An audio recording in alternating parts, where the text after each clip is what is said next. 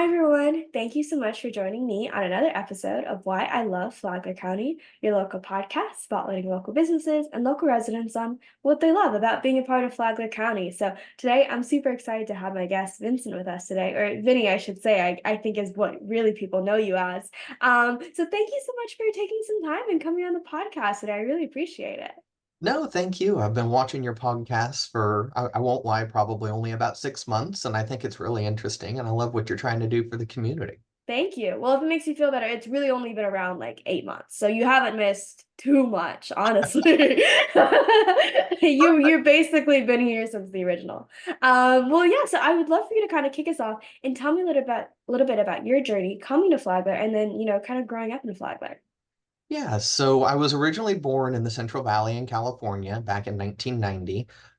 My dad moved around a lot for his job, so when I was younger, every couple of years we were picking up and moving, and he got a job opportunity out here in Florida in 99 when I was 8 years old, and my parents thought I was old enough to be a part of the decision, but not really a part of the decision. So they obligatorily asked, "Hey, do you mind if we move to Florida?" And well, living in Southern California at that point, I was an hour and a half north of LA where Mickey Mouse was, and that was my biggest concern. So I had to ask.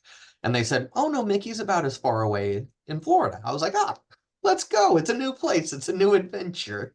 So moved to Flagler County in 99, and this is where I've called home since then. So um Wow, yeah. that's super cool. So, I mean, you're one of the Flagler originals, it seems like. Then I'm sure you've just seen it completely change before your eyes. Oh my gosh, yeah, I don't remember who I was talking to the other day, and that's always the question, right? When did you move to Flagler? And we started talking about what we saw, and I can remember when, I live up in the B section, so the library wasn't constructed yet. The what is it, a Circle K on the corner of Belterra and Palm Coast Parkway was still a little champ. There was an Eckerd's. The town was tiny. I think we were less than 50,000 residents in the entire county when I moved here. So it's Wow. now that we're north of 100,000, the county's a lot bigger. Definitely. It's so cool to hear because obviously I've only been here for about maybe 2.5 years, right? And I've been really thankful to have so many actually like people who have been here for a really long time. I want to say like way more than I ever expected. So I feel like at this point I've heard so many amazing stories. Like when I always think about it, pretty much everyone always mentions is like the one stoplight on 100, right? Or like Belter, and like that was it, right? And then it's complete. I mean, now we have Miller's opening up there too. So it's like complete 180, huge change. It interferes with my drive to work in the morning, but I'm looking forward to the BJ's and a new restaurant opening. For sure. So I'd love to know a little bit. So if you want to talk a little bit about, becoming a lawyer, which is a really big feat in itself, and kind of what kind of made your decision to go down that path? I kind of made the decision in high school. I was in high school as I was looking towards graduation, late sophomore, early junior year at Matanzas. I was torn. Do I want to be a veterinarian or do I want to be a lawyer? And that was about at the time when the show on ABC, Boston Legal, was out. And over the summer, I would get to stay up late with my mom and we'd watch Boston Legal. And I thought Denny Crane and Alan Shore were awesome characters. And that's kind of what sealed the deal for me. So after being part of the first graduating class of Matanzas High School here in the county, I went up to Flagler College in St. Augustine. I got my undergraduate degree in political science with a pre-law minor and then graduated from law school in the top quarter of my class in Wow. 2015. Congrats. That's so cool. I'm actually so glad that you brought that up of like media and how it kind of shapes us because I've had a few lawyers on before and I'm always asking them like I know this is kind of corny, it's kind of a question you might not want to talk about, but like how true are those like lawyer like my favorite movie of all time is Legally Blonde, full disclosure. So Awesome. it's like it's right there on my bookshelf. It's like that's how serious it is to me. And I'm Yeah, like, I remember when I was in high school too, I was watching, I'm like, yeah, I could definitely be a lawyer. I'm like, no, I couldn't. But that's super cool that that was one of the things that really swayed your decision. it was. And, it kind of it kind of touches close to reality. I mean, obviously, anything that's going to be fun and engaging like that is always sped up to get to the good parts. But no, you don't call the judge's office in the morning and have a hearing in 30 minutes. That never happens. But it occasionally there are cocktails in the afternoon amongst lawyers who argue in court that morning because at the end of the day, we're all friends and we're all in the same profession. And it's it's a lot of fun. It's a lot of work. I'd tell you, I work 65 to 70 hours a week, which is more than I ever thought I was going to work.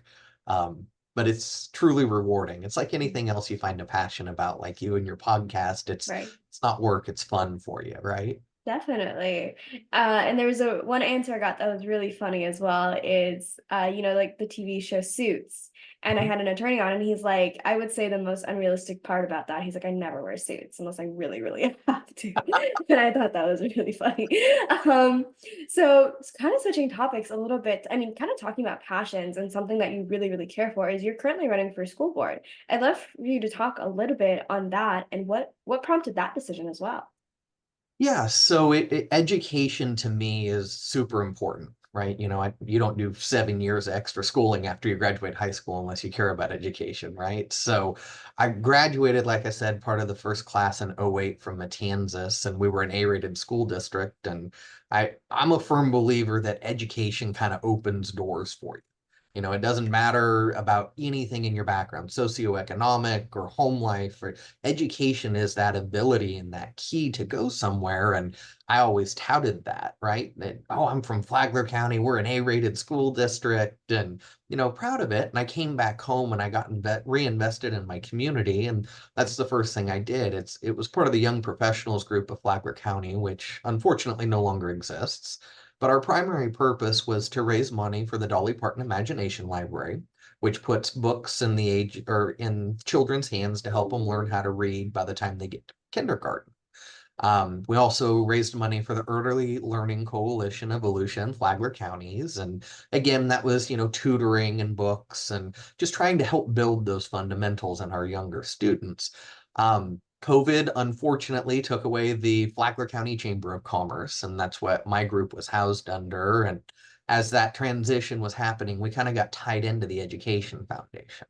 Now, my law firm had been involved with the Education Foundation since I joined them, but I hadn't made the change to get on their board. And when the Young Professionals Group moved over to the Education Foundation, it came with a spot on the board for our group. And I realized how much more of an impact you can have on the Education Foundation, right? Because they're a larger organization and a little more established.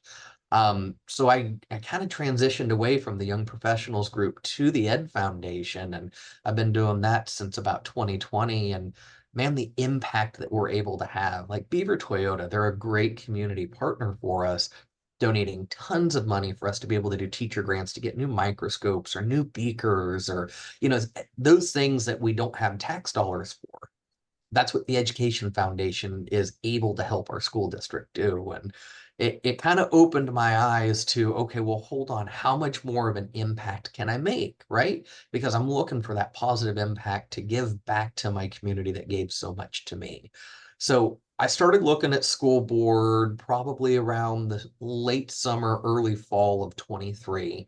Talked to my wife, talked to my daughter about it, because anytime you go into politics, it's not just you, it's the whole family.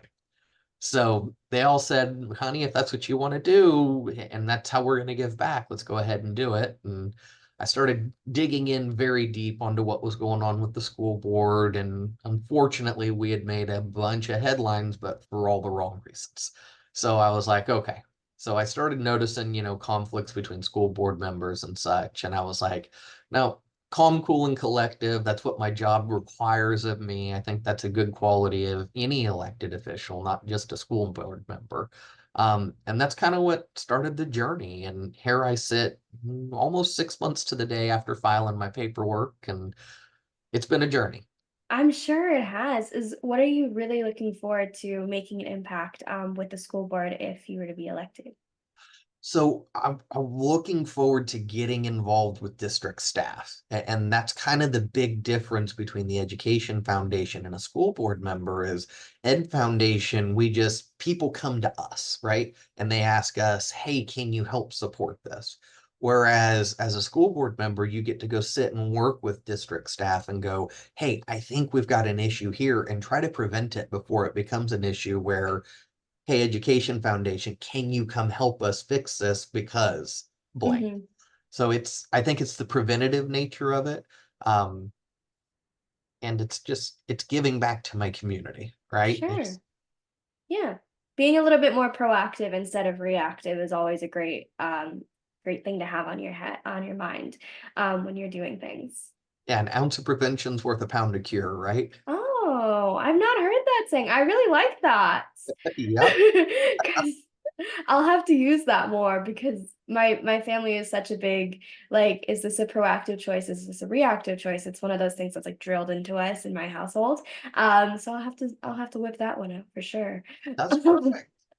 Perfect. Well, Vinny, I really appreciate you coming on and sharing a little bit about your story and all of the different things that you're involved with in the community. Um, this has been really fun. Is there any last thing before we hop off? What would you kind of recommend for maybe us newbies to Flagler, maybe ways that we can get involved with our community as well? So I'm going to tell you, find your passion, right? Whether it's what you do to make money to put a roof over your head and food on your table, but in your charitable giving as well. You know, if you're handy and you like to build things, go get involved with Habitat for Humanity. If you like animals, get involved with your local animal shelter or Flagler County Humane Society.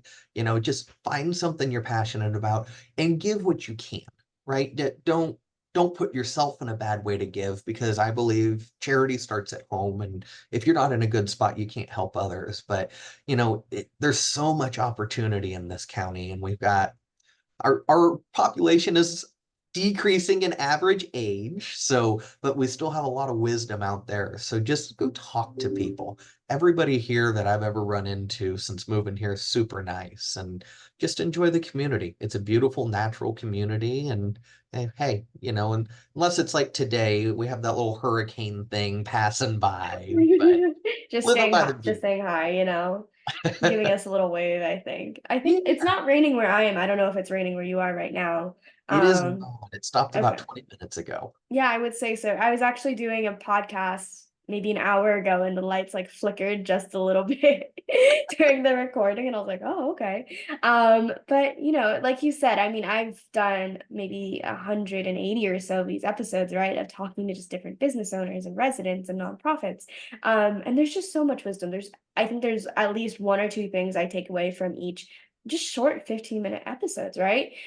So definitely what you're saying, there's so much out there to go talk to and learn here in Flagler. So, Vinny, with that, I really appreciate you coming on and sharing a few minutes of your time. This has been really awesome for me. So I really appreciate it today.